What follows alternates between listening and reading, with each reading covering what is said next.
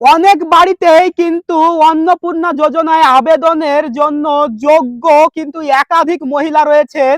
তারা কিন্তু প্রত্যেকেই আলাদা আলাদা ফর্ম ফিল আপ করছে।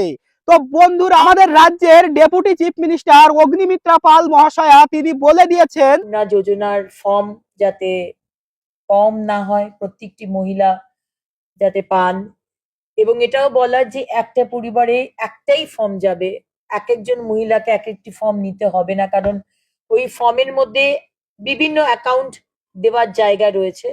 একটা পরিবারের বিভিন্ন মহিলারা, শাশুড়ি, বৌমা, মেয়ে, ননদ, সবাই ওই একটা ফর্মের মধ্যেই ফিল আপ করবেন। চারটে আলাদা আলাদা ফর্ম নেওয়ার দরকার নেই, এটা মানুষকে বলা। এবং একই সঙ্গে প্রত্যেকটি বাড়ির জন্য একটি মাত্র ফর্মই যথেষ্ট, একাধিক ফর্ম পূরণের কোনো প্রয়োজন নেই। হ্যাঁ বন্ধুরা, আবারও বলছি, একাধিক ফর্ম পূরণের কোনো প্রয়োজন নেই।